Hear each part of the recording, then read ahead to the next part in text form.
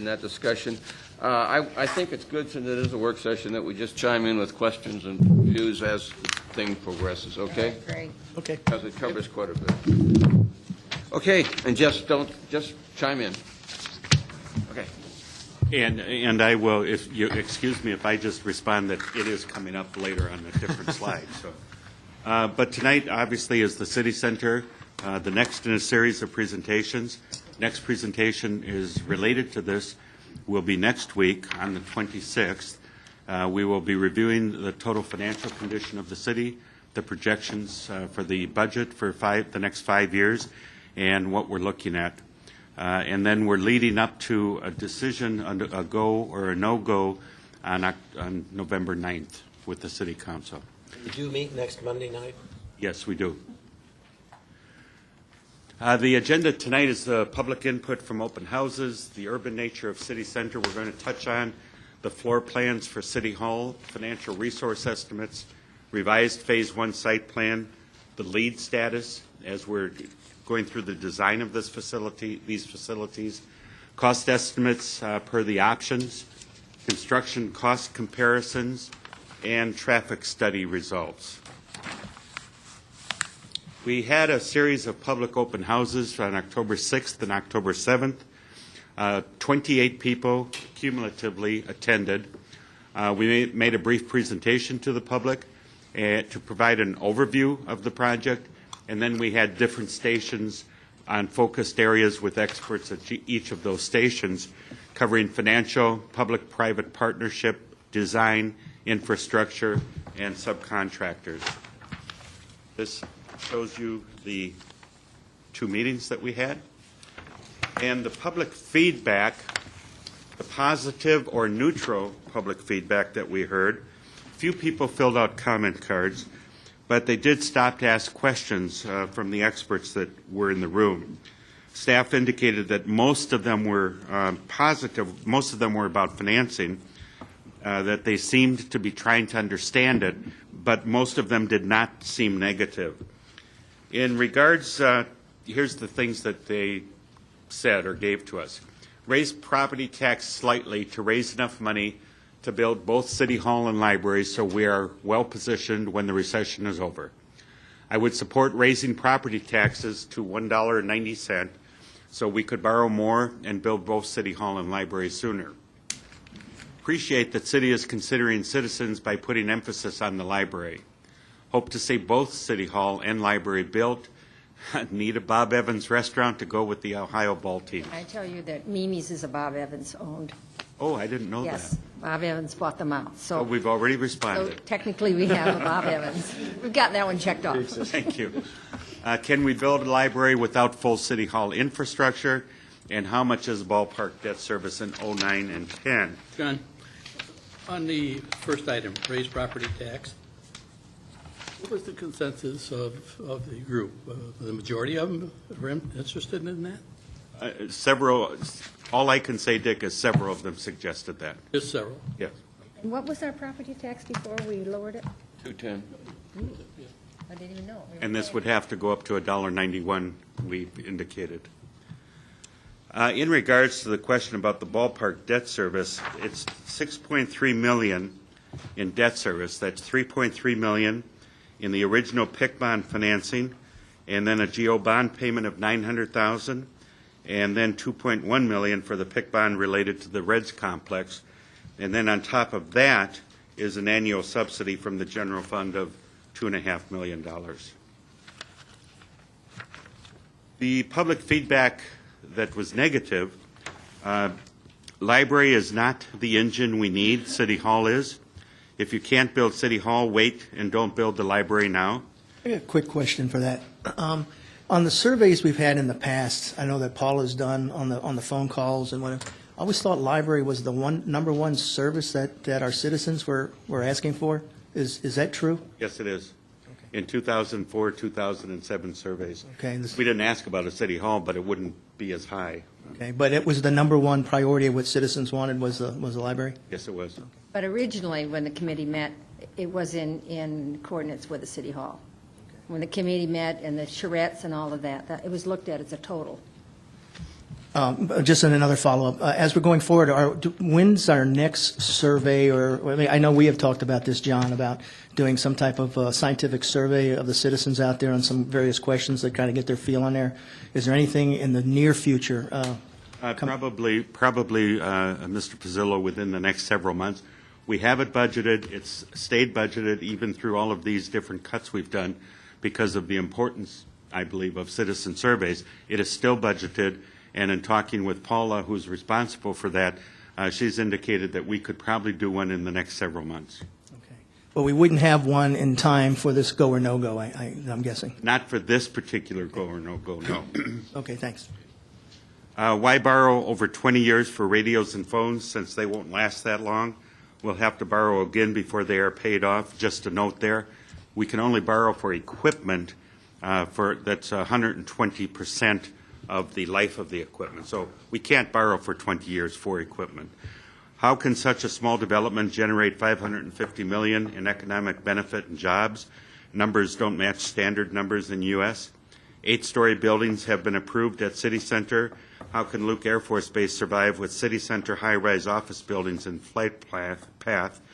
And they don't think this is the right time to take a financial risk. Just 2 notes on that. Luke Air Force Base, for example, first of all, we are not in the flight path of Luke Air Force Base. The City Center property is located within the vicinity of Luke Air Force Base, and it's approximately 5 miles from the 65 decibel noise contour line of Luke. Given the commercial nature of the project, we actually got a letter from Luke also. We asked them if they had any problems, and they indicated that we could have buildings up to 150 feet within Main Street. So that is not a negative impact upon Luke. As far as the Phoenix-Goodyear Airport, obviously we're located within the Phoenix-Goodyear Airport traffic pattern, and importantly, Barney Helmick was on the committee that came up with the recommendations. So we've also covered that base. This was the story that was in the paper that summarized the 2 meetings as positive. And this is just as a refresher. I think we've all seen this many times. But the city's 40-acre quadrant at build-out, the original concept is a very urban vision. At build-out, the city will control roughly half of the usable acreage, not counting streets and other infrastructure, and about 30% of the square footage. We will have a 4-acre public park and about 418,000 square feet, and the developer will have about 1.2 million square feet. Timing of all of these phases will be dictated by the state of the economy since they will be market-driven. Of course, we all hope that the phases will come sooner rather than later. Having the universities in the area would add to the densities and probably help the project build faster and build out sooner. On these following slides, we show the type of density that we're anticipating. Most of you are probably familiar with Kierland Commons in Scottsdale. Many buildings have residential units above them. These are some examples from Kierland Commons. Santana Row is a wonderful area in San Jose, California, that is also similar in concept to what we are planning for City Center.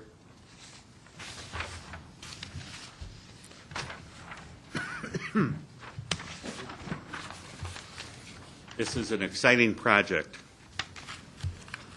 All we need is the money. That's right. This is the site plan for the original Phase 1 project displaying City Hall, the library, the parking areas, and entrance points. Over the next few slides, we will show you the renderings and the current floor plans for a 4-story City Hall building with a basement, as was intended for the original Phase 1. These are the pictures of the City Hall, 2 pictures, indicating the 109,000 square foot 4-story City Hall with its red sandstone walls, and the pointed roof in the picture to the right covers the future council chambers.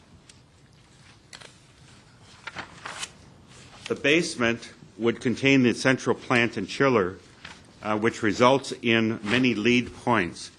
The basement is necessary for trash roll-offs, since we don't have a back facility or back wall facility, and for storage for park and landscaping equipment. And by digging the basement, we create much fill dirt, which is needed to fill in low areas caused by this being a former recharge site. As a bonus, we gain 34 parking spaces, including several handicapped spaces, at a cost much lower than the usual underground cost. This is the third floor of the plan. I go to this floor first because this is the floor we're planning to leave empty for future expansion. The gray areas are left unfinished for future expansion, and that would be without ceilings and floors. The peach-colored areas are the core areas common to every floor, and that's 2 stairwells, 2 elevators, restrooms, and mechanical and IT room. Currently, City Hall has an area in the main lobby that is occupied by APS. This partnership has been in place since we moved into the current City Hall. APS leases the space from the city, and it's been a very productive partnership, with APS taking payments for the city as well as cable TV and other things, but they also take payments for our water bills. When we were conducting the space planning for the new City Hall, we reached out to APS and asked them if they wanted to continue this relationship, and they did. And so this indicates with the red circle where APS would be located on the first floor. And the finance would be right there with them and working with them, and they take inquiries into the water and sanitation accounts and also access to the payment area if that service is needed. The next steps to solidify a negotiated lease term with APS would be if we decide to move forward, we can do that. But the APS is very interested in being here. They will have approximately 800 square feet on that first floor. This is the first floor plan. The main entrance is into the glass lobby. Circulation from the lobby goes back to the finance and APS desk, the community development, building safety desk, and stairways, elevators, etc. There's also a retail area immediately on this particular thing, immediately north of APS. And there'd be tables and things outside of that so people could sit down and have their coffee or whatever. A large expansion area exists on the northwest corner and a future TV studio so we can have our own Channel 11, which is being shelled out but is not being equipped for the TV control room that would be used to video council meetings. This blue area shows the council chambers with its dais and executive session room. The second floor is accessible also to the public, and they would be able to access the engineering department, help desk, and to human resources, which is in its own suite. Engineering is in the blue area, human resources in the purple area, and finance is in the beige area. The yellow areas are shared areas such as break rooms or work rooms. Again, the gray areas indicate future expansion space. This is the fourth floor. The fourth floor has corner offices for the mayor, the city manager, and the city attorney, and there's patios out the mayor's and the city manager's office and the city attorney's. The fourth, the city managers would also have access to the patio to a deputy city manager's office. The city clerk's suite is in dark purple, and economic development is in light purple, while the city attorney's suite is shown in taupe, if that's the correct way to pronounce it. Taupe, okay. Lead design elements. We are currently comfortably at a silver level. As you know, there's platinum, gold, silver, and certified. So we're one up in the hierarchy of LEED. This is beyond our original goal of being LEED certified, but appears very reachable due to the efforts of everyone on the team to date. And let me quickly review these. The white roofs and low E-glass coating on windows to reduce the heat gain. Mechanical system is a water-cooled chiller with rooftop cooling towers to improve the energy efficiency. Products such as paint and adhesives with low VOC compounds to improve indoor air quality. Use of reclaimed water for all irrigation and dual flush toilets and waterless urinals to reduce the water consumption. Bike racks, showers, and lockers to promote alternative transportation and encourage healthy lifestyles. Photometric and motion sensors to turn lights off and reduce energy consumption. And extensive daylighting has been incorporated with sun shading devices to reduce heat gain while promoting interior light. John, some time ago, we discussed the potential with the designers about solar energy. Anything in here to consider? No, there's nothing in here on solar. Don't you think we ought to? I will take a look at that again with the designers. I know they've looked at it, but they could not fit it into the budget. But I will take a look at that again and let you know.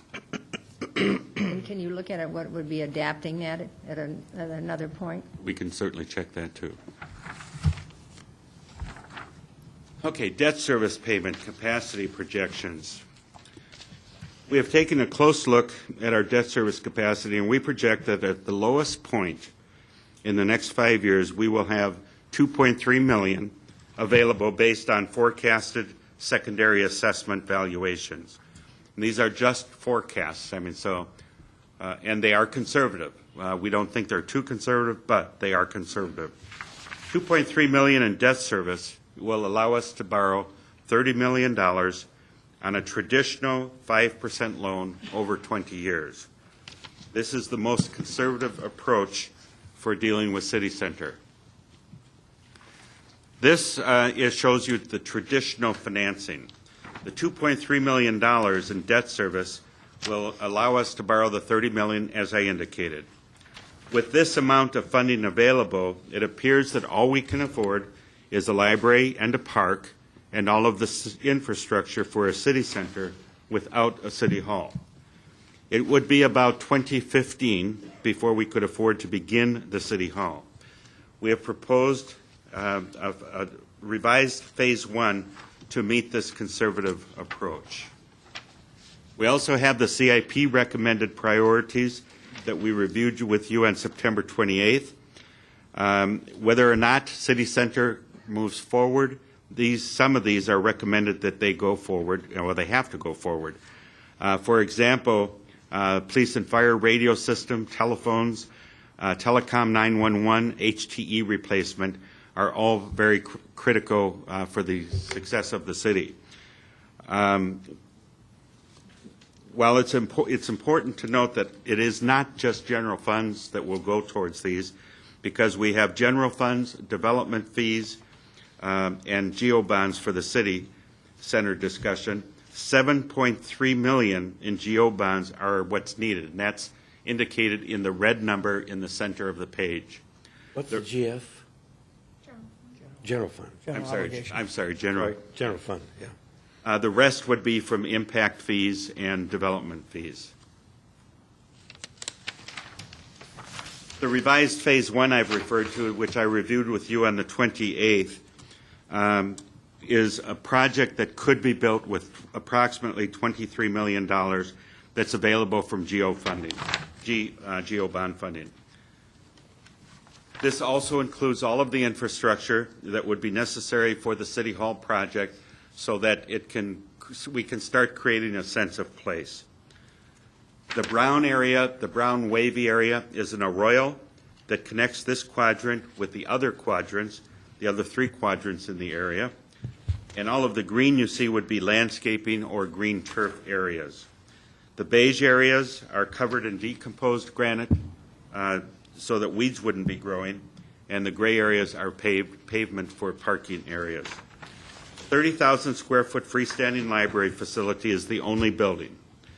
We would temporarily turf the area where the future City Hall would be, and you can see future City Hall in writing up there, and plant trees and things immediately to the, I call it the northwest of that, so that the trees can start maturing. Those would be the trees that are there once we are able to build a City Hall.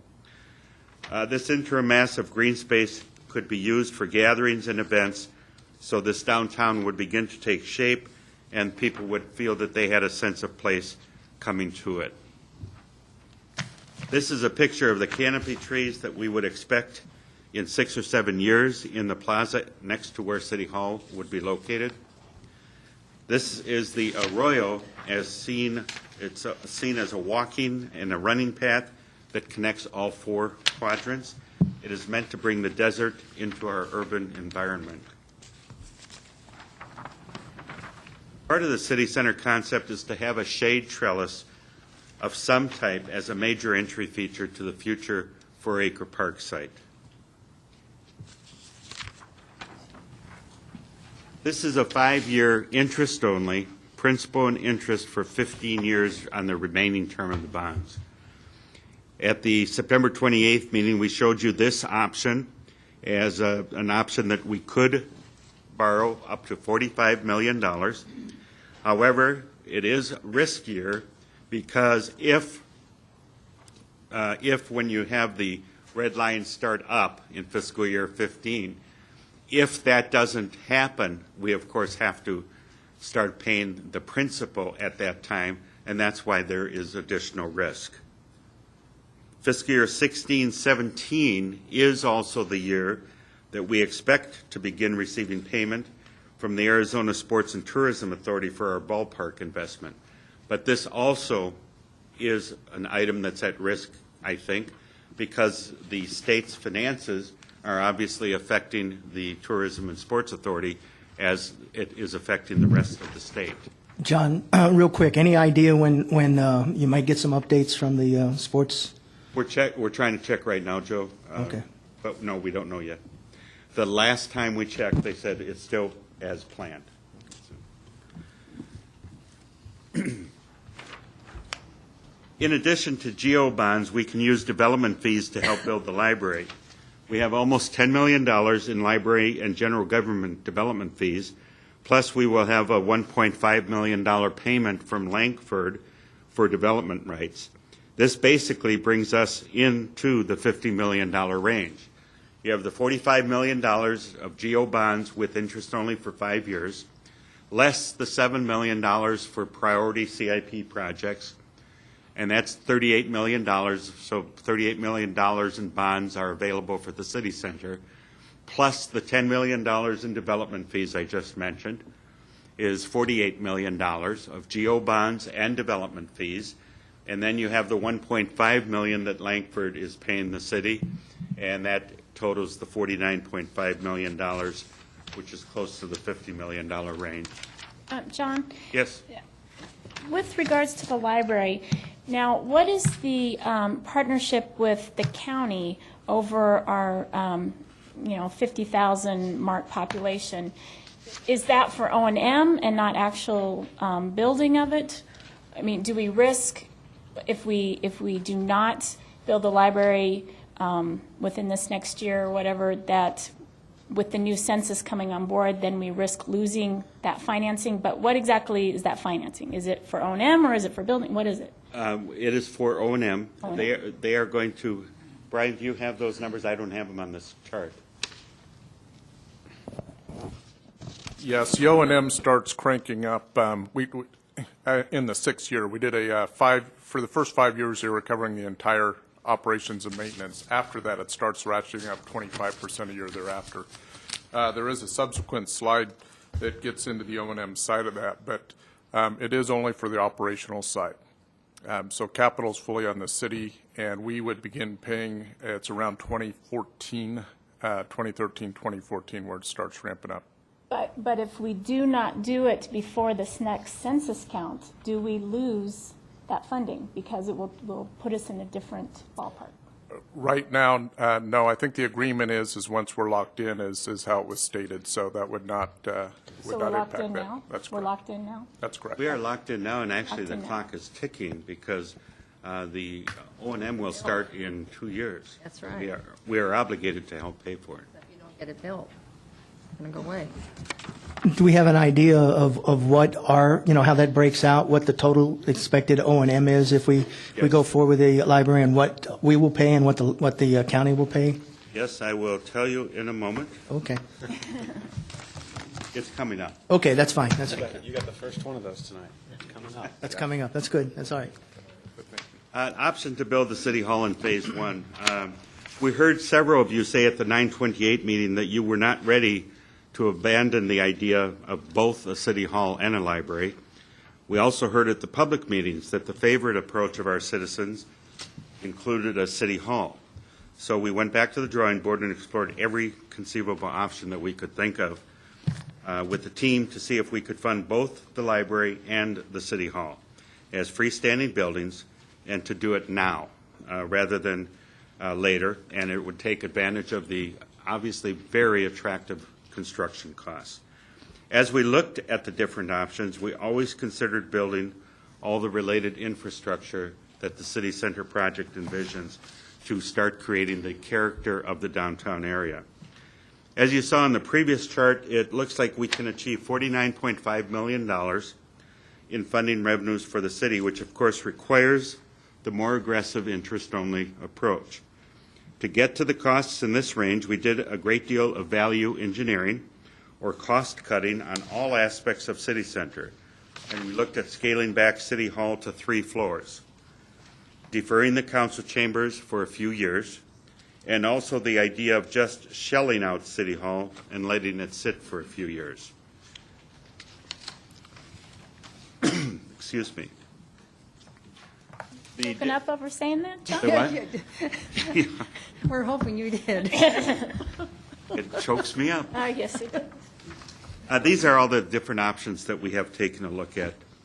The original scope includes a 4-story City Hall with council chambers, library, park, and infrastructure for about $61 million. We had said previously 66.3, but that's because we were capitalizing the interest, and we don't have to capitalize the interest if we just sell the bonds and build the project.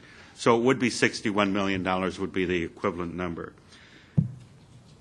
The number 2 option takes the council chambers off of City Hall, saving almost $3 million, and does about $6 million in value engineering, or in layman's terms, cost cutting.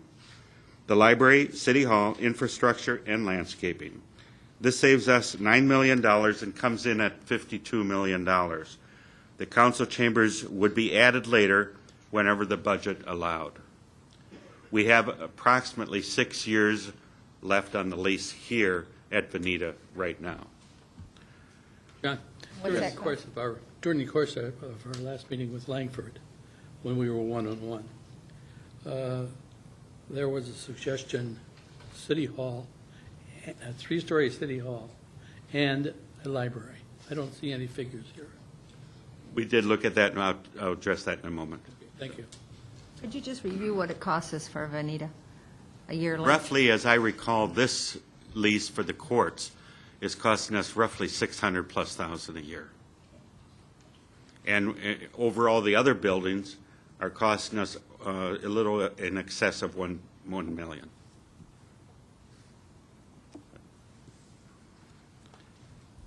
The third option changed the original concept by taking a floor off of City Hall, leaving it at a 3-story building. This would require redesign of the building infrastructure and the exterior look, and would save us a net of $1.5 million or more, bringing the project cost to roughly $50.5 million. And that tries to answer your question, Dick. So basically, it would cost $50.5 million to do a 3-story City Hall. But that doesn't include the library. That does include the library. It does? Yes. But it costs us $1,600,000 for Veneta. So that's Total, yes. That's kind of a The courts are going to stay Caution. here, though, so we'd be saving $1 million. 1 million, so we say 1 million. But I would suspect the operation, if we go in with the City Hall, will cost more than $1 million to operate. Is that in there? We will address that later. It's Okay. $200,000 net. Okay, Since never- taking out a floor did not make a very big difference in price, we also looked at building the shell of a 4-story City Hall now due to the low construction costs and letting it sit until we could afford the T&Is and the FF&Es and so forth. This approach would cost about $47 million. 50.5 plus 1.5 added third floor equals 52, minus the 5.2 in the TIs, that's 46.8 rounded to the 47. And then the library only and the park approach, which we have discussed before, would cost approximately $26 million. That includes all the infrastructure for all the... All the infrastructure, yes. So, excuse me, so where's the other 4 million coming from? If we can only bond for 22 something, where's the other, how are you going to get it down to 22? The 22, Brian, help. Got these numbers are all coming to. Yes, there are a lot of numbers. We're also using development fees, library development fees for the remainder. So that will get it. That's Right. Total project, 26 million of which are being. And the Langford fees. Okay. Yes, we also have $1 million in Langford fees that could be applied as well. As you can see, we've gotten close to the $50 million mark, and for that, we could build the library and a 3-story city hall. However, for only a difference of $2 million, we think we could, and it would make a huge difference. It would expand within the city the density and the urban feel of the city center, and Langford agrees with not cutting a floor out of City Hall. He agrees it would make it better to have a 4-story city hall. What would you, excuse me, what would we use the fourth floor for? As we plan now, the 3rd floor would be empty, the other floors would have some growing space. We are confident that with Langford and Hensel Phelps, that we can find the $2 million additional through other cost savings and continued value engineering if you wanted to pursue that project. This, Joe, starts answering your question. Whatever we build, there will be increased operating and maintenance costs that must be absorbed. Estimates are that the city center would be done in about May or June of 2011, so move-in and operational costs would not begin until fiscal year 2011 and 12. The only cost that would occur in 2010 and 11 would be the citywide phone system, which is needed as soon as possible since the voicemail system is going to be no longer supported in the very near future. The net cost of City Hall is $200,000 because $1 million is offset by the Benita contracts and the library leases. When we move, if we were to move out of the existing City Hall, we obviously have a lot of costs there to renovate in order to make it acceptable for a police and fire headquarters, but we have police and fire impact fees to do all of that. So that is being considered also in this equation. The library would cost $432,000 for IT and other costs, plus other O&M costs would ramp up each year beginning in 2013.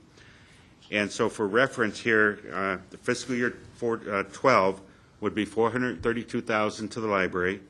Fiscal year 13 would be $690,000, which is 25% of the agreement. 14 would be $950,000, which is 50% of the agreement.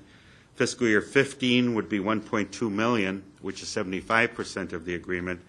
And fiscal year 16, it's totally ours, and that would be roughly $1.5 million. John, let me make sure I understand it correctly. In fiscal year 10, 11, what would the library be? In 10, 11, Next year? next year, nothing. Nothing? Okay. So it's not till 11, 12 is when it's costing us, the library, what, 430? $432,000. Okay.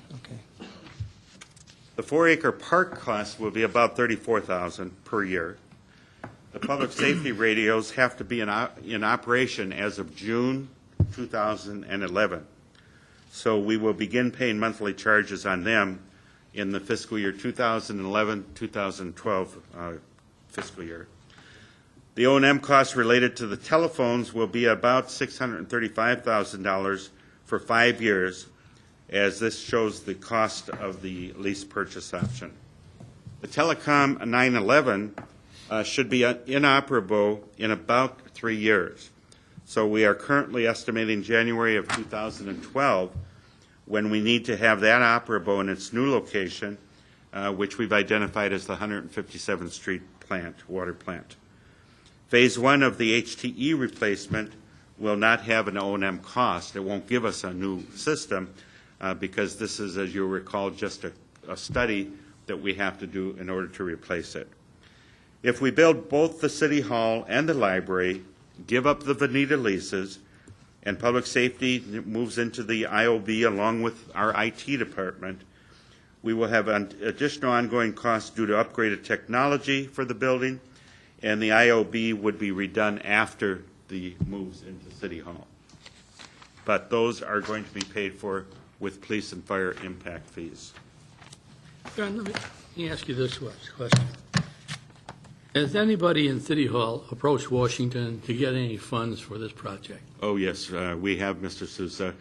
We've talked to our consultants who have, and Matt Hansen, who is still working for us part-time, but we have looked at everything in the stimulus package, and the funds just aren't there. There aren't any funds for capital. And this is a perfect project because we're shovel-ready, but they aren't there for City Hall.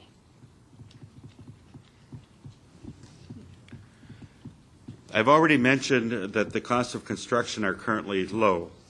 According to the Bureau of Labor Statistics, the PPI for construction buildings was at its peak in July of 2008, as you can see in this chart, and has gone down about 22% in 2009. Obviously, it's conducive to start construction now. However, as you'll see in the next few charts, those costs are rising again.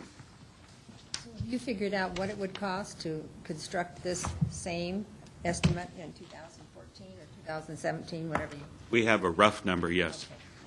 And that's coming. This shows you the aluminum prices, for example. The red arrow shows where it's decreased to. The green level line shows where we have locked in the prices. Our contractor has gone out for bids and actually locked in the prices of the aluminum at that low, close to the low point. And the blue line goes back up, and you'll see the red arrow indicating that is where the prices are going now.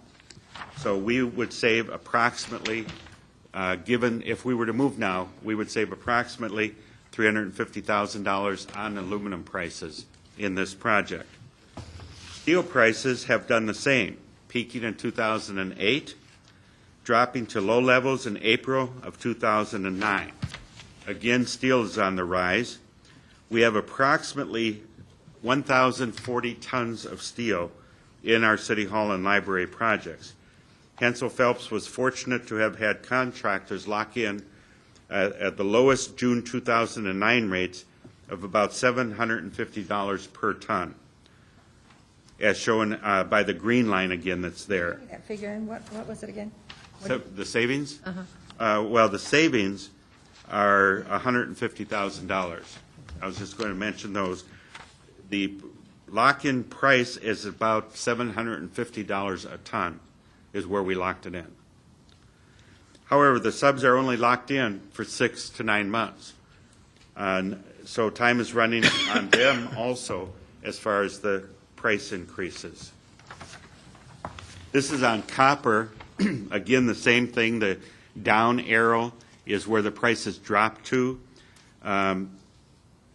We cannot get a good estimate on the amount of copper that's in this project, so we can't give you a number like we did with the other things. But it's obvious that the prices are really on their way back up faster than the other commodities for copper. We also took a look at the comparative City Hall costs. Everybody's opening a new City Hall. So, and what we did was check on surprise, and that's during the boom, and that cost is $327 a square foot. Chandler, a year later, was $427 a square foot. However, Chandler's includes a parking garage, 360-car parking garage that couldn't, and they couldn't break it out for us, the cost. So we estimate the cost of the garage at $5.4 million, and that's based on a $15,000 per space figure for cars. And so that's how we came up with $312 per square foot for the city hall alone. Our costs post-boom are even lower at $285 per square foot, and Buckeye's costs were even lower at $185. And as you know, they just moved in a couple weeks ago. It's a smaller hall. It's smaller, and it does not look like ours.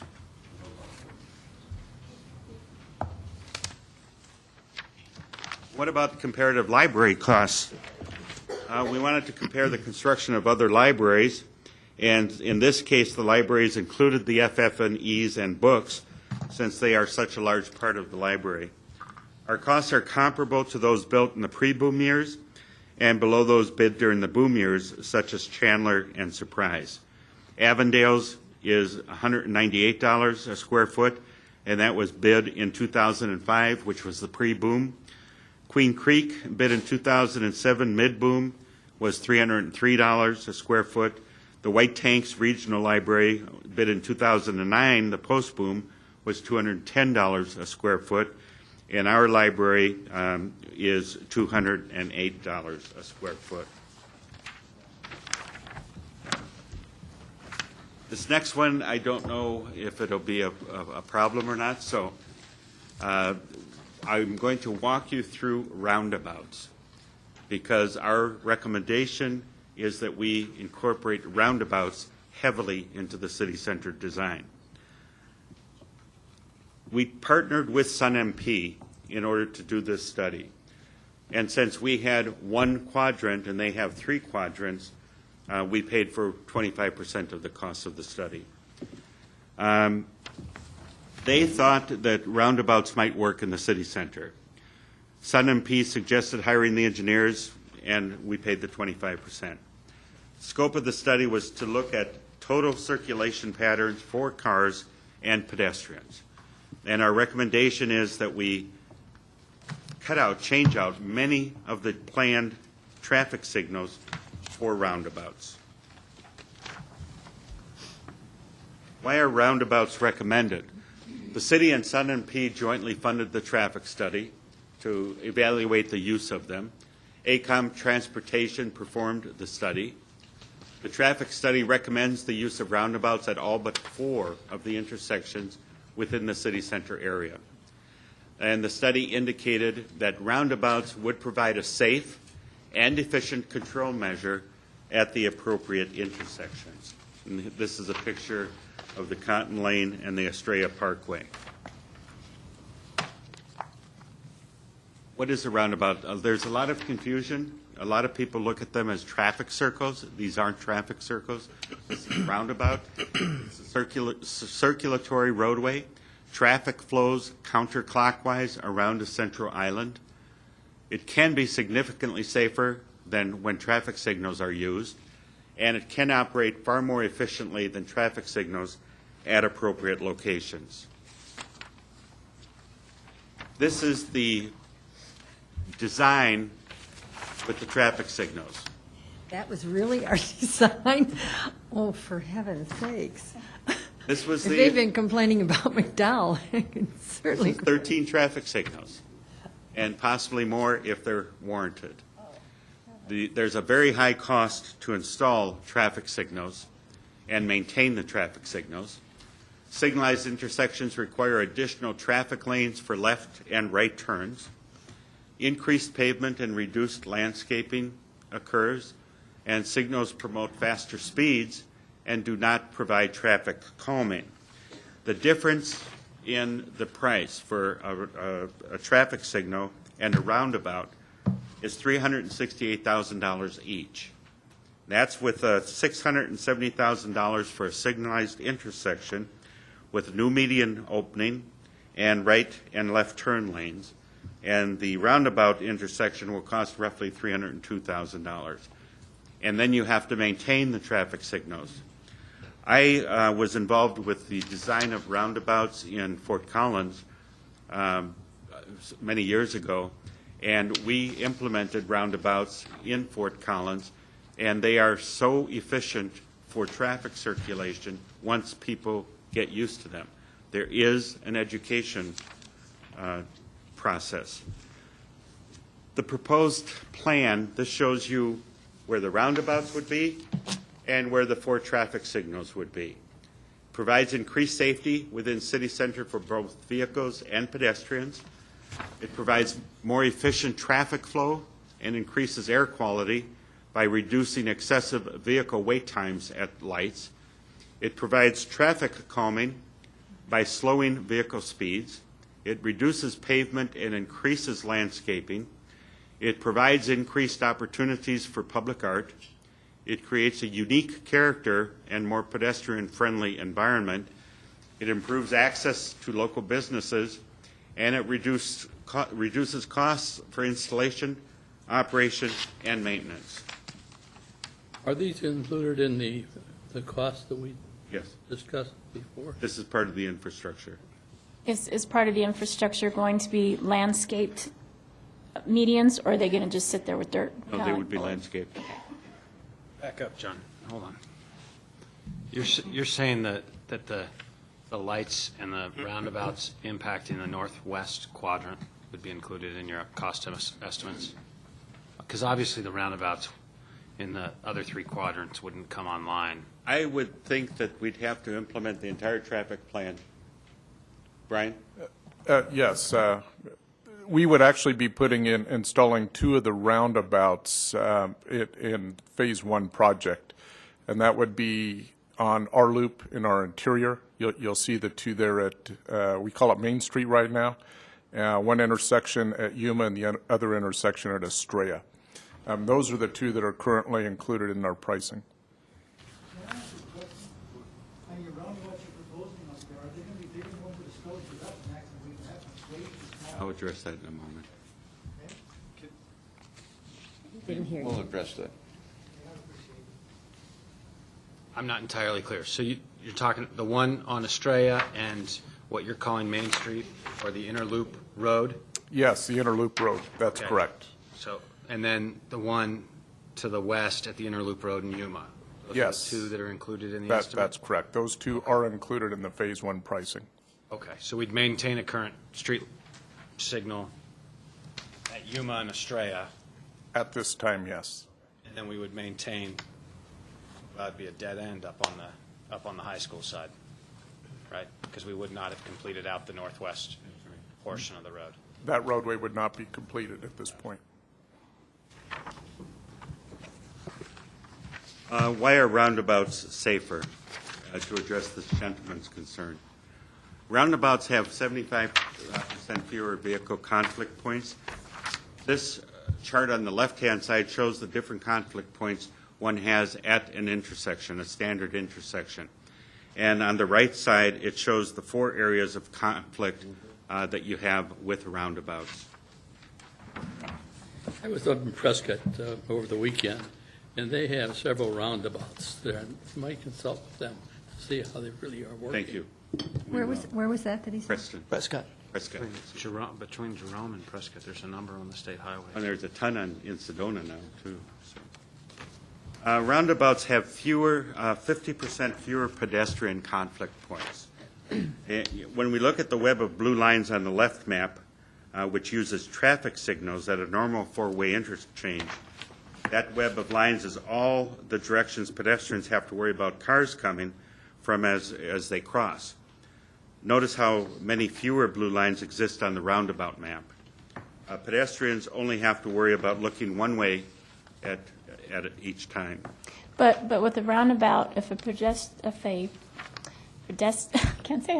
person is trying to cross the street, there would be no way of stopping traffic to go across. That's correct.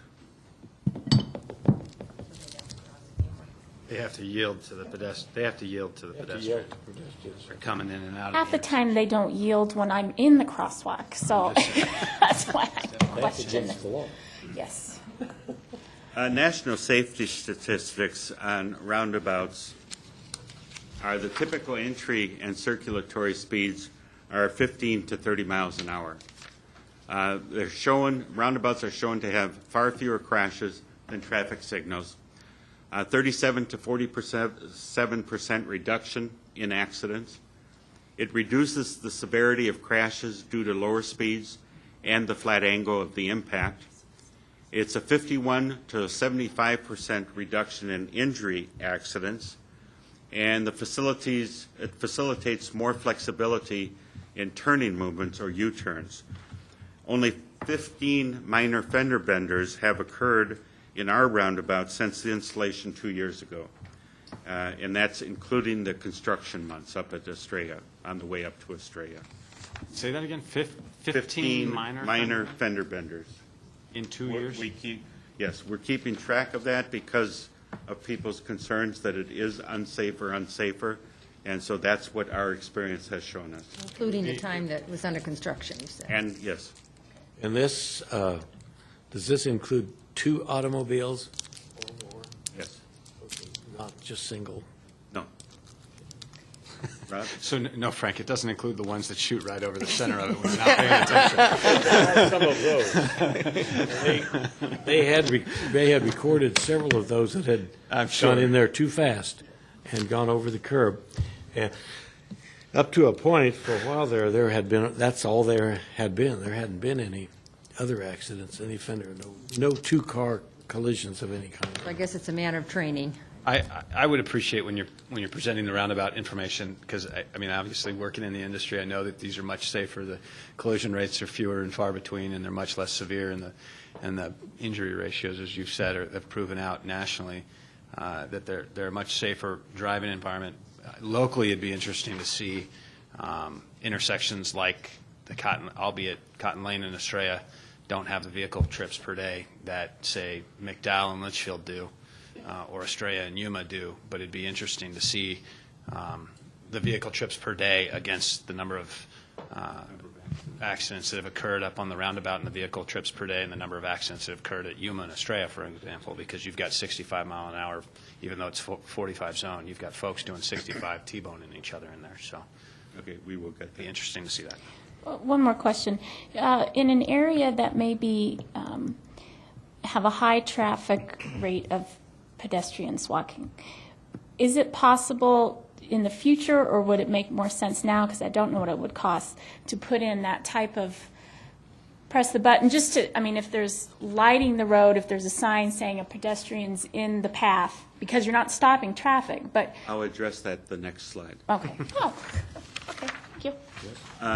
Just, yeah, I guess so. Or maybe it'll be the slide after that. Oh, okay. Pedestrians at roundabouts.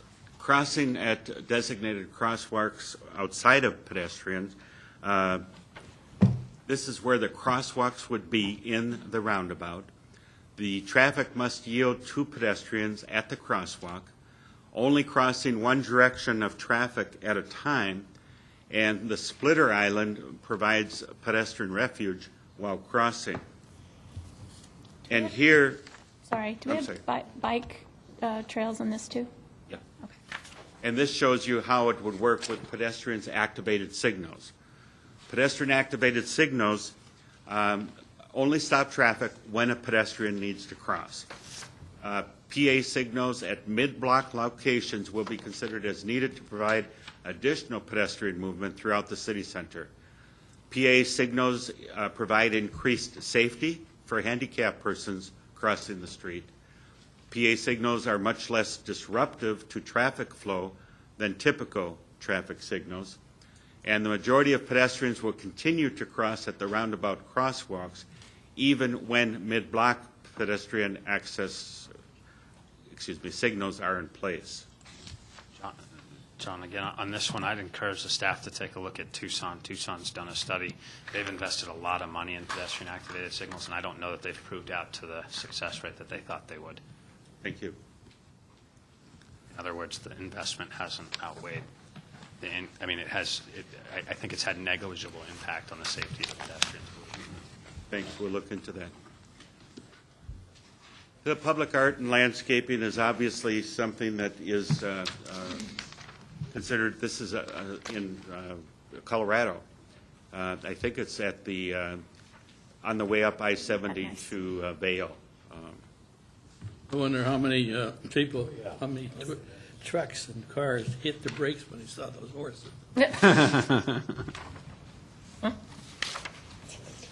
They keep track of horse to vehicle accident ratio, so. Public art and landscaping. It creates opportunities for public arts and landscaping. Public education is essential for roundabouts. While they are common in many areas of the country, roundabouts are something that we have to get used to here in Arizona. And they are showing up more and more, as you've indicated even in tonight, Prescott, Sedona, Tucson. I mean, they are showing up more and more. We know that people in Estrella have gotten used to it, and we seldom hear a complaint about it from Estrella. Most Arizona residents have limited experience with roundabouts, however. Typically, people are not comfortable with change. It is common to receive negative comments regarding proposed roundabouts both before and shortly after installation. Past studies confirm that public response to roundabouts turns positive after the roundabout is in operation for several months. I know in particular a city in Colorado, they actually took it to a ballot after it was installed. They voted, they were expressing great concern about it prior to the election, but after it was installed and they got used to it, it passed overwhelmingly. So the people did support it. Public education, the key thing is, it's critical. And quite frankly, we don't have a good record on public education, thinking of our bulk trash right now, but we're trying to improve and learn from our mistakes. A bad feeling about this type of traffic movement comes from the East Coast. And Massachusetts put this in years ago in I was there in 1977. And it was confusing as the devil. And I'm almost sure they have to have made some corrections to alleviate that problem. But it was difficult to even get off the circle because of traffic, oncoming traffic. So, but maybe they've corrected. You know, one thing I found, it scares the hell out of you, and it makes you slow down, because anyone who approaches a traffic circle, especially in Massachusetts, because you've got roads taking off of that all the way around. And when we hit it the first time I'd seen it, it's like, what is this? And you slow down. In fact, you control the traffic yourself, because the people behind you have to slow down. So you can get down to 15 miles an hour, and it's kind of scary. I mean, but as you say, the more you do it, the more you get accustomed to it. I was introduced to roundabouts. Actually, I lived in Washington, D.C. for several years, but there it's traffic circles. They aren't roundabouts. They're not roundabouts. But I was introduced to roundabouts my first trip to England in 1988, and I drive in a car. And I found very quickly that they are so much more efficient. If you miss your turn and are confused, which I was, especially driving on the wrong side, you just go around again. Just keep and going. You get, They have them all over That's what we Europe. did in Massachusetts. Italy has them. Oh, yeah, just keep going. Just keeps The Italians just beat. Kind of like the MTA. Yeah, exactly. The only one that's bad is the one in Rome. In Rome, they just, You just beat Speeding. the horn. They Well, don't stop, have they to just do a beat big as they self, go Jack. around. they don't slow down. And this, Mr. Mayor, is the next step in the city center process. October 26th, work session next Monday night. We will be presenting the city's financial overview, and then we will also give additional information, give you an opportunity to ask for additional information if you want. And then November 9th, regular council meeting, a go or no-go decision on the scope of the Phase 1 City Center, following a special meeting at 5 o'clock. So that's where we are right now, Mr. Mayor. Be happy to answer any questions that Sorry, you might that's have. November what? November 9th. On the last page. Before we go around, is anybody at this table confident that they could make a go decision by November 9th? Well, I certainly am not. Anybody? Well, when is Westcor going to be talking to us? Probably in the next 2 weeks. That was one of my Well, considerations. my concern is I'm not crazy about creative financing or interest only. I'm just not. I mean, you look at our residential issues that we've gotten over the past, and that was part of the problem, was the interest only. I And- wouldn't say that was an interest only, but I would say people who had the capacity to do that did that. My children did it. But I wouldn't say that was the. It's not the only, bulk. but- I would say the ARMs and those type of financing were the basis. But I have a problem with interest-only loans. I'll just put that out there, okay? Knowing that is if we want to finance it any other ways, as far as, property tax increase or anything like that, I don't have any information because we won't have any surveys done or anything done for a couple months. So without that kind of information, I have a tendency to lean towards traditional 20-year, interest and principal, whatever we can afford with that. So getting to your question, Mayor, without that additional information on how the citizens feel out there, I can't go for any of the other stuff. My question is if you took this out to the public to vote on, what's the time frame and the cost of that? We could do an election in March of '10, or we could do an election in November. A bond election has to be in November of '10, in November of each year. That's the only time you can do bonds. But we could have an election in March of this year. Let the people decide. I wouldn't. The election be in March, what would we be? If you had a question like an advisory question, for example, about should the city build a new city hall and when it would cost, as much information as you put in there. Is there any ballot running in March of 10? We would be out there alone funding. I don't know. For a yes or no question? It's not. Don't know, but I'm just telling you when you could do it. Yeah, he answered the question. in I just technical asked him the sense. question. Technical sense, yeah, but there's a cost associated But with it costs running an election. $50,000. Yeah. I'd like to hear what the survey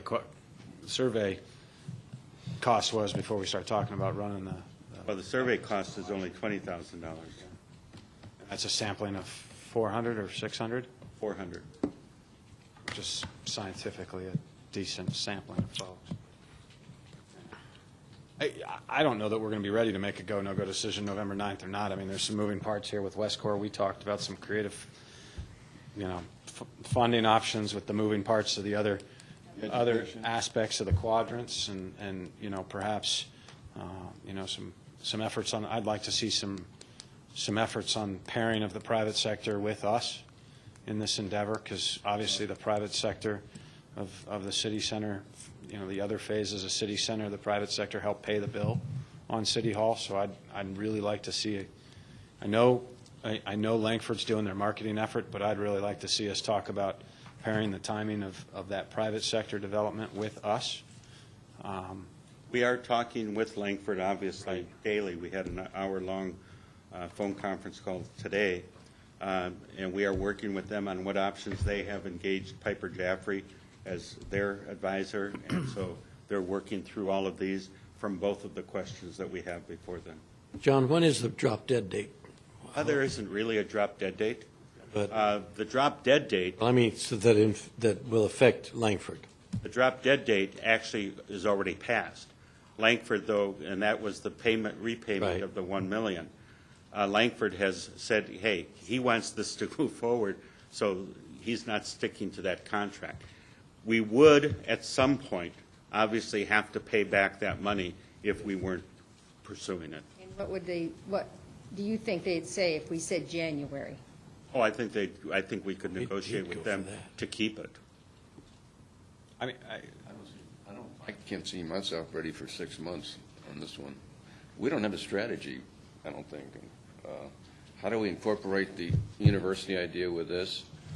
The You mean funding. incorporate or pay for it? Incorporate. The strategy, to me, we need a strategy that incorporates the city center, city hall, library, and the universities. A strategy that allows us to understand how each one of those can be funded. Private sector funding, municipality funding, grant funding, maybe stimulus funding, and we don't have that. But we pursued that on the city center, so we know on the civic buildings we're looking at now, where the question is the universities, of course. We've and also pursued that on the university. at the same time. So I don't see where you say that city center has not prepared that way. I think we've gone to great extents to figure this out. In my mind, where I'm very fuzzy, and that's the universities and how and if we would fund the universities. So I don't, But we need to know that before we fund this. We need- Why? Because the universities, city center, city hall, basically is a relocation of resources. You take people in one building, you put them in another building. The universities is a dramatic increase in resources, intellectual resources. We have to incorporate, that to me is the highest priority we have for the future of the city, is bringing those new resources into our community. The fact is, though, for those new resources to come, they want a city center, well, too. I was just going to say, they want the That's- city it's- hall, so you can't get there, with the chicken That's or the why- egg. No, that's why I'm saying, Georgia, it is complex. It is not something that I could be ready within a couple of months to decide. We really need to be out there to see, how can we bring money to the table on this?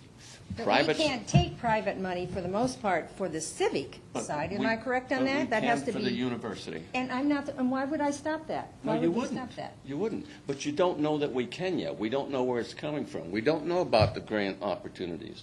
We're in the process of trying to determine that. But see, I think, this There's is no my rush view. here to me. My feeling is, 1988, the idea came forward. 2004, we started this committee. We worked until, 2006, we did the specific area plan we finally voted on? I think we've done a lot of preparation. I look at the research staff has done since we've all been in this dilemma with the downturn in the economy. Can we not? So I think they've gone to great extent to look at this. I think the universities are important, but they have 100-acre parks sitting there, which we've already designated the area. That's not going to change. Yes, it should change. What happens now with UIW leaving, we don't need that demarcation line between our 40 and that 30. There's no reason that's our 30 acres. You could actually build some of the city center in that 30 acres. There are so many So we're going to go issues back here. on all the money we've paid and all the investment we've made. No one said that. Well, Please, but that's an what it's on. exaggeration. No. You know that. It is We- not an exaggeration. We we- paid for a specific area plan, we paid for And a we've got master it, plan. and we've got it. Yes, and so now we're going to divert from that because the When you universities, did that, this nation was entirely different economically than it is today. I agree with you. When Matrix came here, it was a different economic situation. We are facing a tremendous dilemma now, which might get worse. And so I just feel like we have to be very responsible. We might be able to do a lot of this. I want to do the whole package, but I want to see, can it be done? And we haven't determined that yet. We really need to Right. use the private sector brain power, our brain power, and see what strategy can bring this to the table and with what timing and with what funding resources. And we can Jim, do we have that. to start someplace, though, Jim. Well, This is the place to start. What is? The City Hall, a segment of City Hall, and the library. And from there on, if you were talking about the university, then that comes after that. Now, keep this in mind. I mean, I'm hearing from my constituents, in my area, I should say, that there's no way that they want this city to pay for universities. They feel this is a state project and it should be state money that's being used to pay. Yeah. buildings. Well, Excuse me. I think we all feel that way. I hope so. But that doesn't mean that's what will devolve from this process. To bring universities to the city of Goodyear is absolutely essential if we're going to become a great city. And every city has a city hall. Every city doesn't have a couple of universities. So we want to see if we can bring them. And this is your time to determine if you can bring them. And I don't But have a, go ahead. But in the paper, you said that you were surprised that the universities was so important to them to build a city hall. That was in print, I read. Not talking to you, but I read it in print. And I did say that. So Yes. what? Well, that says the importance of building the city hall. Oh, I know. Vice That's Mayor, what- can you talk into the mic, please? Oh, I'm sorry. Thank you. That's Can't all what hear they- my voice that loud? No, I said I was surprised when they made that point. Because they never had made that point before, that the city center, the city hall, and the library were important to them in them establishing universities. That's what I said. But isn't They that have never kind of a- mentioned it. All of a sudden, it comes up. But doesn't And, that tell you something to add to the discussion tonight, the importance of building the city hall? I agree. And more important than probably City Hall is the density which is going to be derived from the City Hall. That's the But important. this is a very complex issue, and the worst thing we can do, I think, is rush into it. The fact that we've got a plan from 2007 is great, 2006. but today we're talking about spending, well, we're talking 45, 50 million here. The total package is well over $100 million.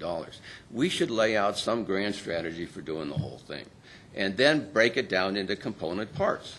But the universities do not fail to capitalize on them wanting to be in Goodyear. I don't deny that at all. I think I mean, that that's it's important, everybody. and I think that education is extremely important at all elements, at all segments.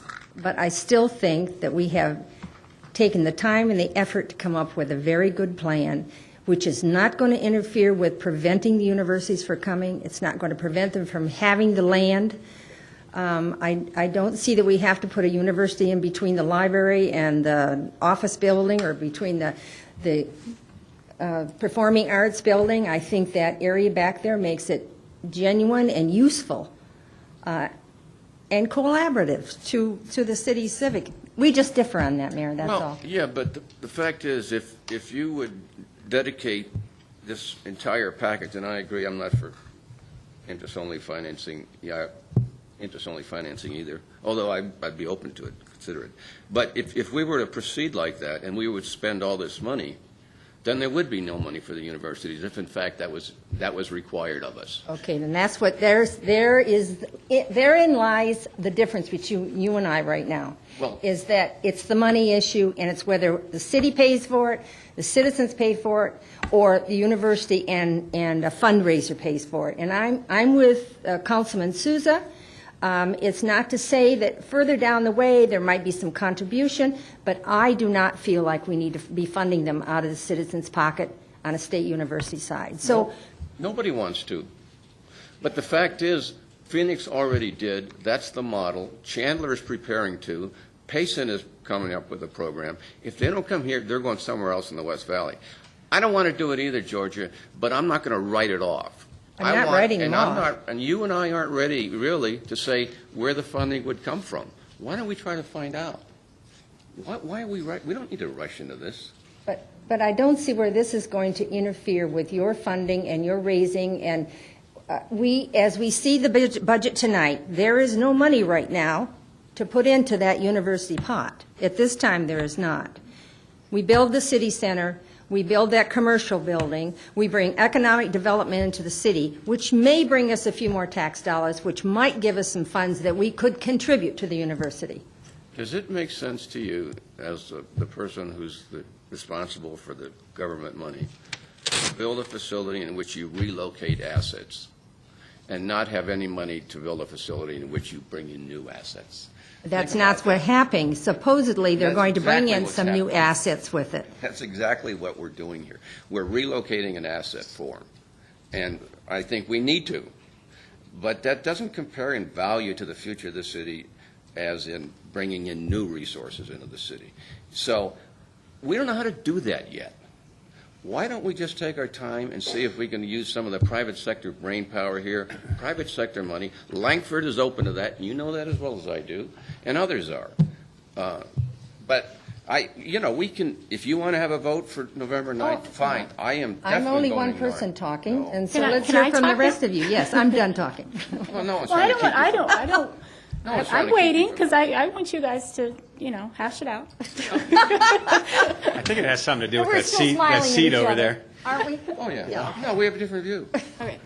Yeah, but, this city has been playing around with this thing, as Georgia pointed out, since 1988. The architectural plans were in place and all that. They were going to build a city hall then. And here it is, 2009, and we're still playing around with building a city hall. Other cities around us have their city halls. We don't have one. And, We do. well, yeah. A city center. not That's bad. corrected, a I think city our center. hall's No, very City nice. Hall and City Center are two A different city things. center Have a is what city we're hall. talking about. We're developing the city hall. beginning of a city center. And as you told me, Mayor, when I took over that committee, that this was going to actually stimulate the building of the quadrants. It was going to bring things to the city. And so that was our direction. And now it's changed.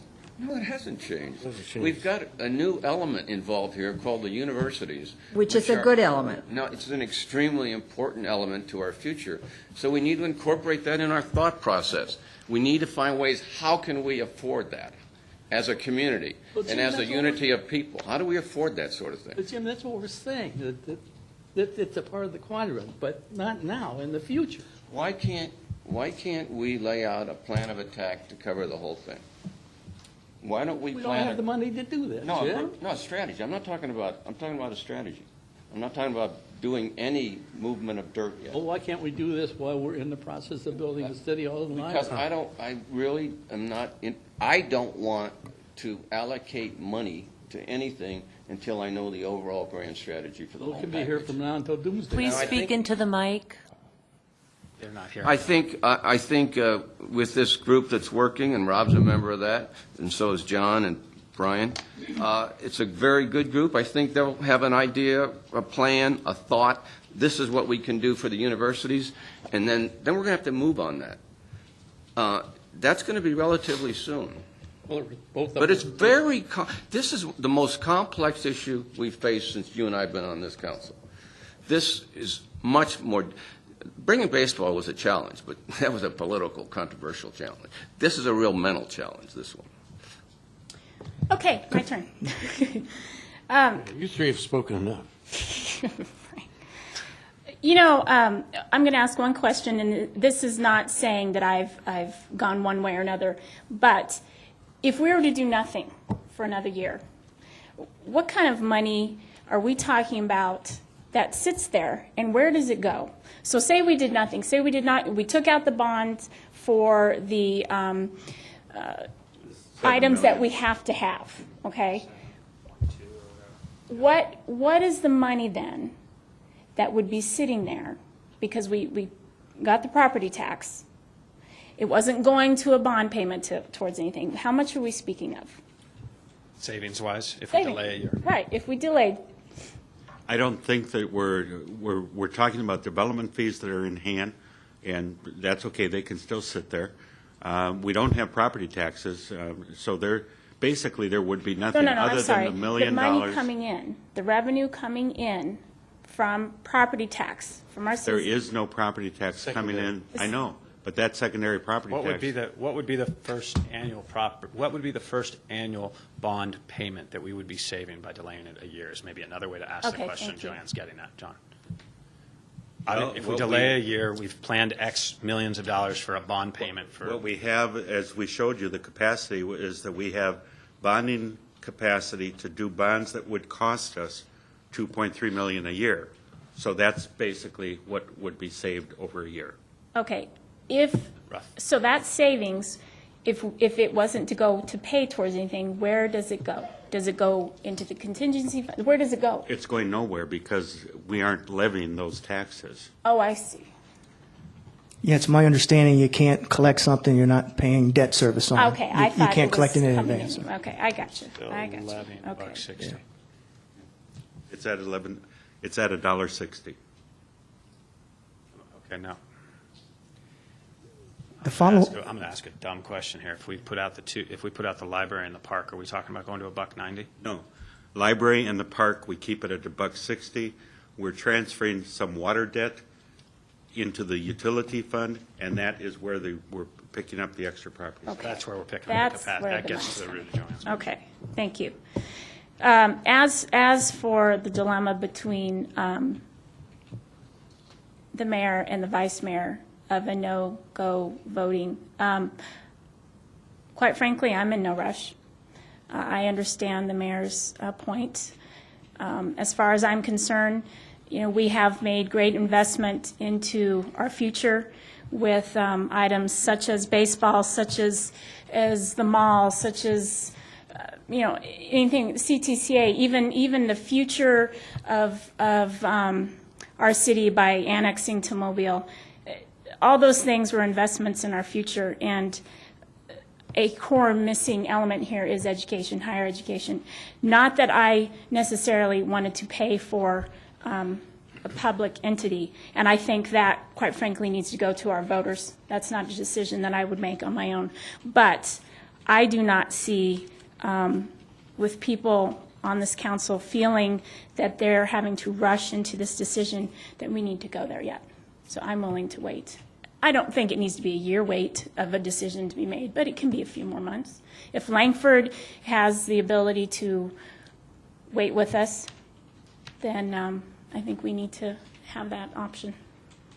As a follow-up to Joanne, a couple things from my perspective. As I mentioned, I'm not real crazy about interest only, but I would like to know, and if their citizens are willing, as you mentioned, that $1.90, as a way of paying. And again, I think you mentioned to me at one time it was about $30 a year on a $100,000 or something like that home. 31 on 100. On a $100,000 assessment. So for me, it'd be about $60 a year in additional taxes. I'd like to know, before we even move forward on our overall strategy, whether our citizens are willing to pay, on a $200,000 home an additional $60 a year in taxes. That could be the answer right there. Yeah, I'd like to know that answer, and That on it the may, website?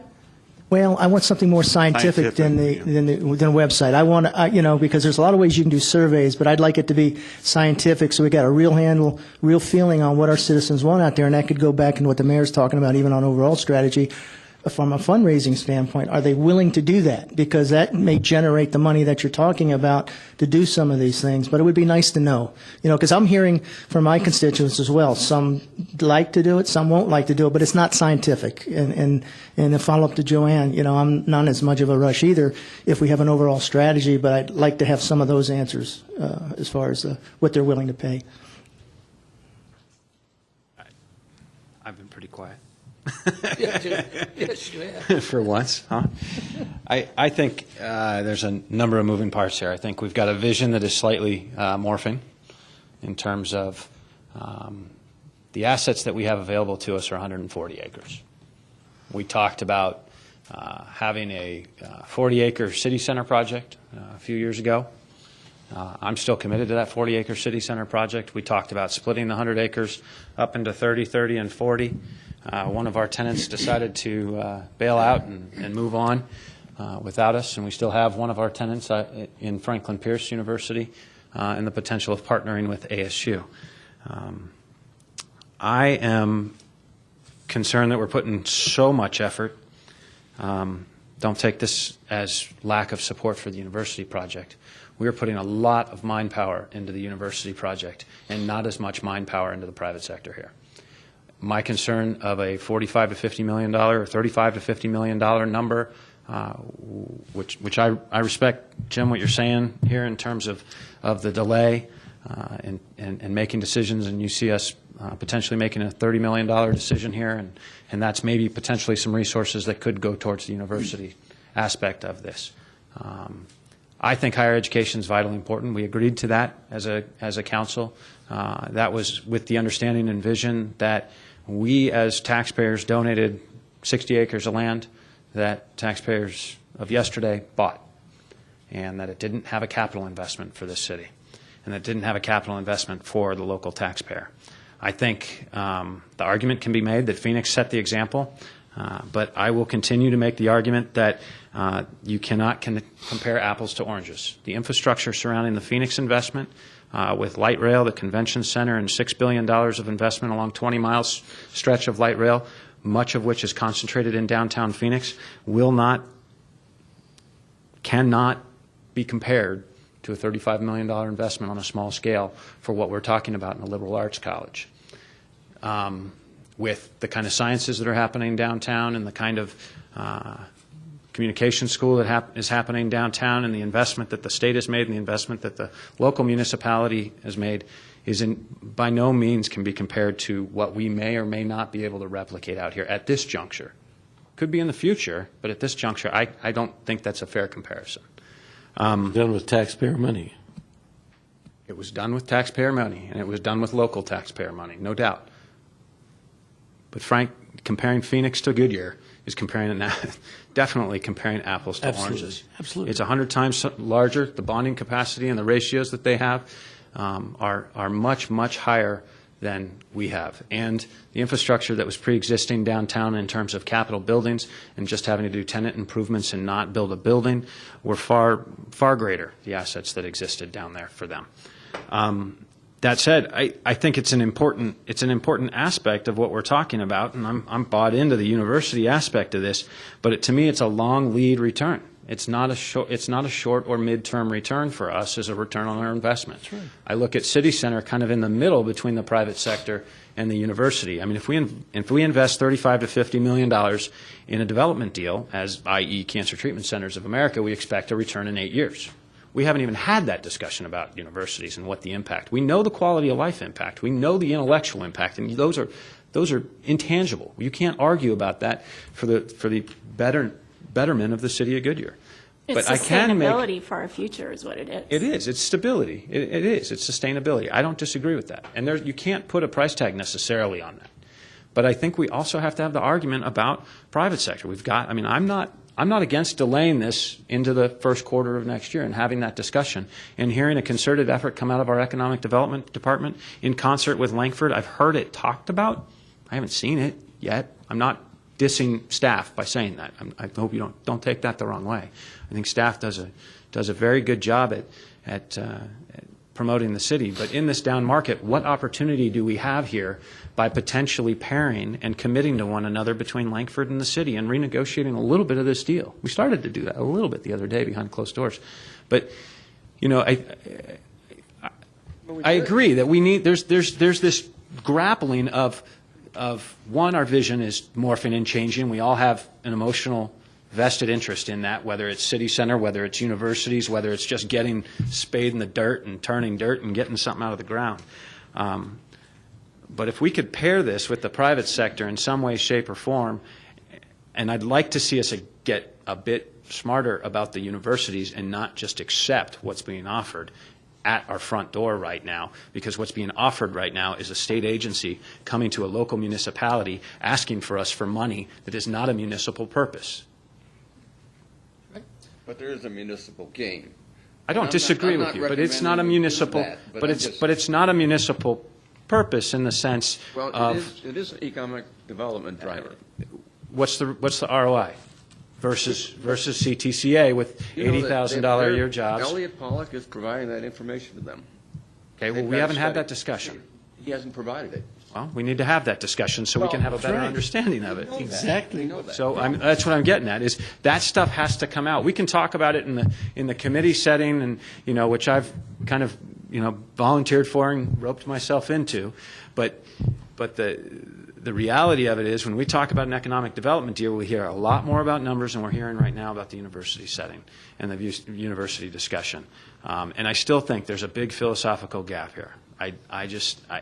The $35 to $50 million number versus investing in We can't do that. City Hall. We can't. We Yeah, can't. But that's what. But I hear you negotiating our $30 million discussion. My whole purpose here is not to miss this opportunity and to find out some way to make it happen. But I don't know what that is. That's why I want more time. But every single, we get down the road here in 3 to 6 months or a year, and we're still discussing this go, no-go decision.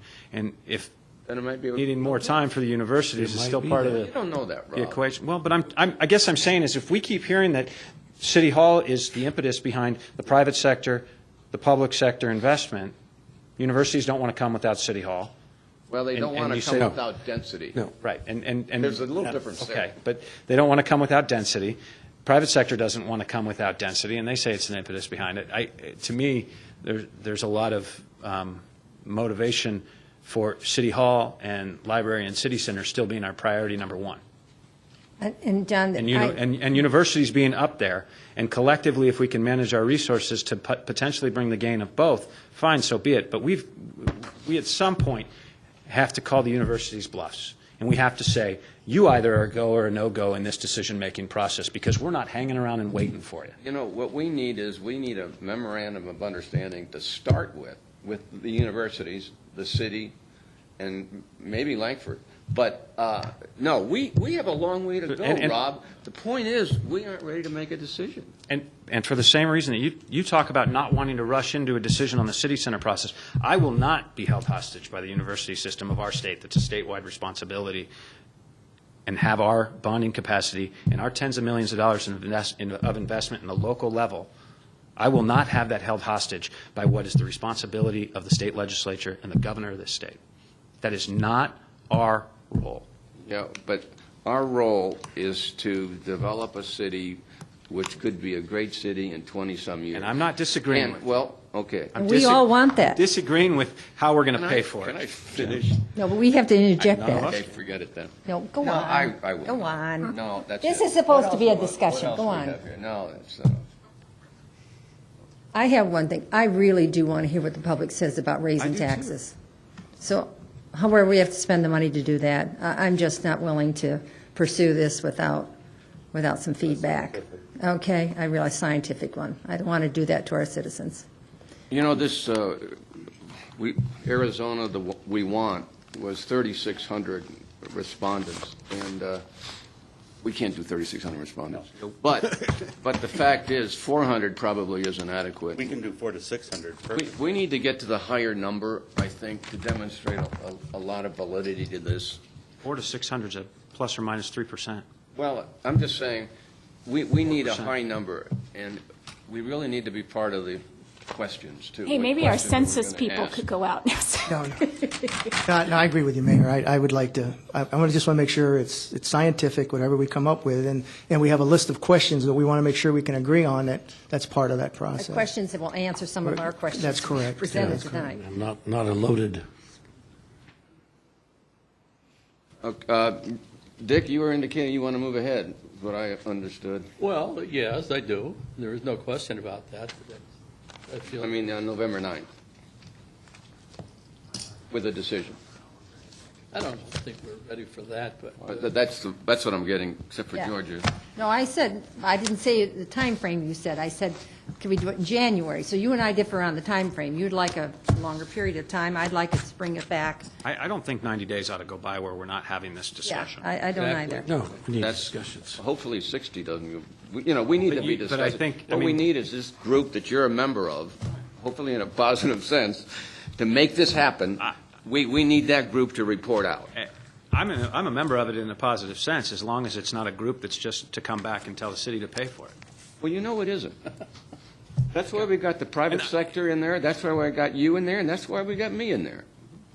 Well, I've read the minutes to it, and it did say that they're looking at That's one of the best committees fundraising. I've seen. No, you guys had a pretty spirited argument last time, so I think it's a good thing that you It guys was a good argument. had a pretty good discussion. And I wasn't even there to be part of the spirited argument. I think what we have to do is work out a plan and a timetable when all this stuff occurs. And, I agree. good. That's what we want to do. I want to do. But you've got to come, But it's got to be. Jim, as mayor, you need to come back and say, by X date, I, Jim Kavanaugh, will be ready to make a decision to a certain extent and not let this cook for 12 months and not No, let a I- committee of Well, we all university have to, people. we all have to We should say be in able that. to, Well, I think a majority of the council is saying we want to get to a point where we make a decision, and we're respecting the understanding that there's some morphing of the vision here, and we need to get back at discussing that, what's but we've got to. morphing of the vision mean, and to what, how do you mean that? That To can be me, I interpreted think different you're, ways. I think you're discussing potential participation, albeit you're being a bit coy about potential participation on the city level with the universities, and you're holding the discussion somewhat financial end. financially at bay because you want to see what the outcome is before we invest in the city hall, and I can respect that if it's genuinely to go after and look at potential alternative funding resources. If it's just to come back at the table and then once again 6 months from now hold hostage the city funding for what I see personally, again my perspective, a statewide resource, then we're not being honest in that situation. You really can't interpret anything I've said that I intend to hold anybody hostage or that I'm being coy. I think I'm being very genuine here, And my point is, we need to make this happen. How do we make it happen? If we determine in 6 months we can't make it happen, then we make that decision. This is not doable ASU. Do you think that the? But we need to put all our efforts behind a positive effort to try and make it happen, not to find reasons it won't happen. Let's try to make it happen and see if we can succeed. If we can't, we can't. Do you think that President Crow is going to be putting some pressure on us? No. Who? President Crow. No. You know what I'd like is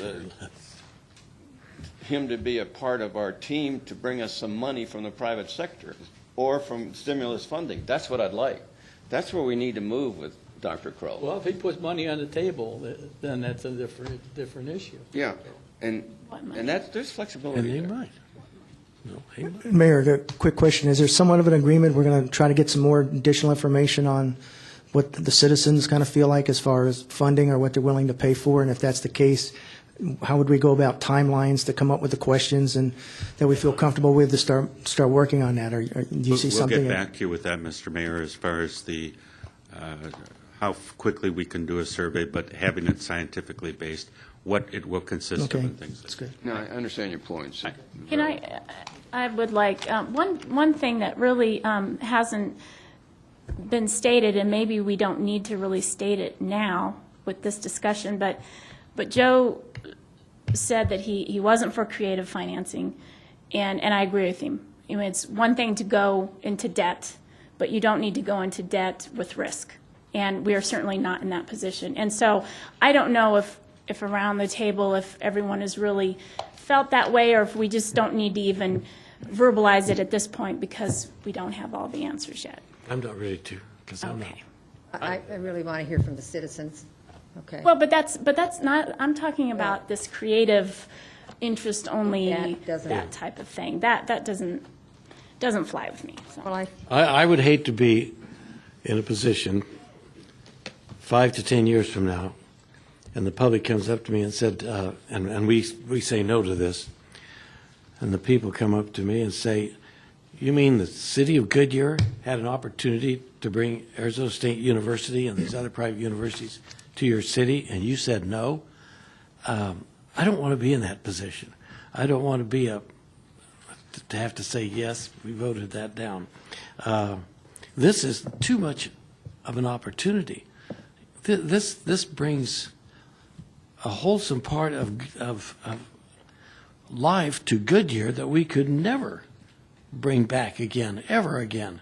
And it's for the future. There's going to be some painful times getting there.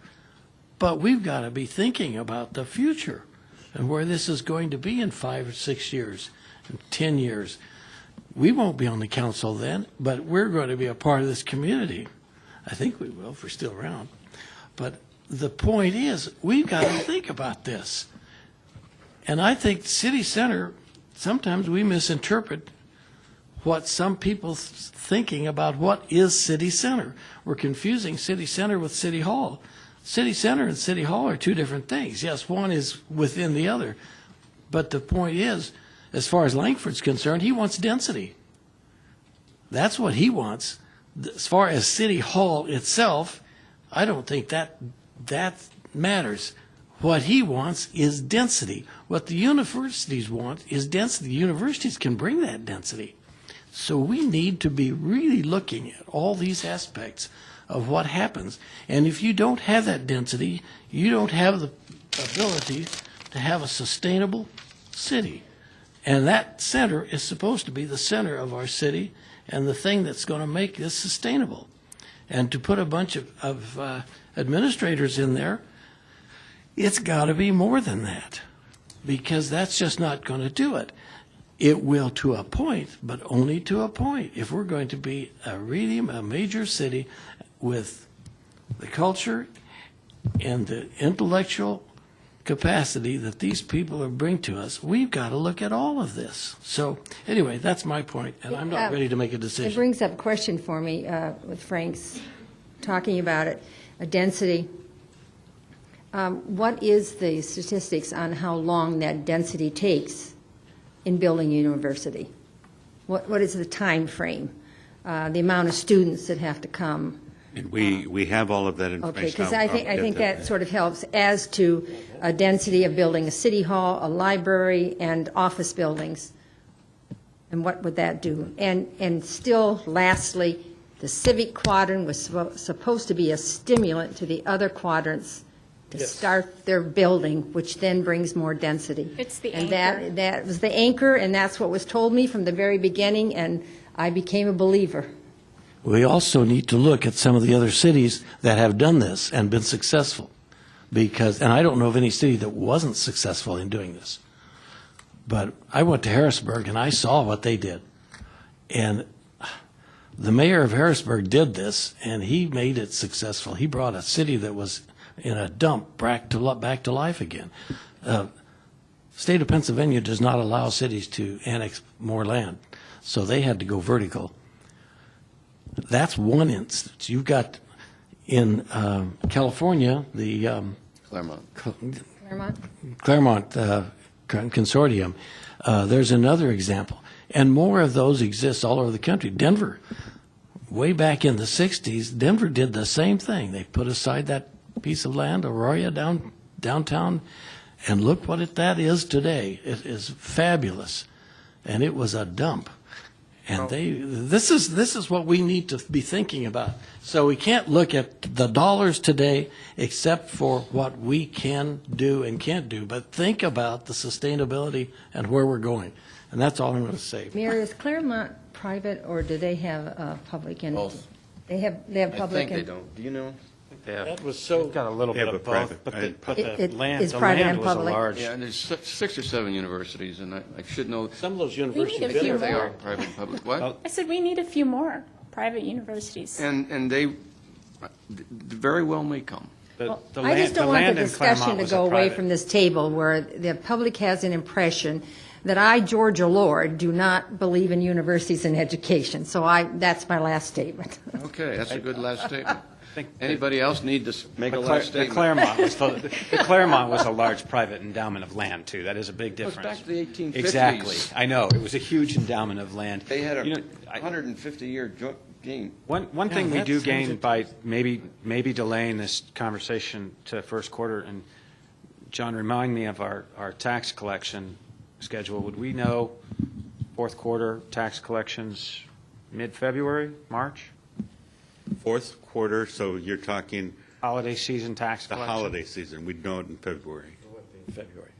That, to me, is an important aspect of our discussion on whether things have upticked here or not. That was something I didn't mention, but that to me is that'll be a vital sign to some extent of where things are heading locally. And that will Are be you around speaking sales February tax? 20th. You're talking so- sales tax, yes. Yeah, so February. But February we'll have 20th, we'll have a pulse in February of what FY 10-11 is looking like.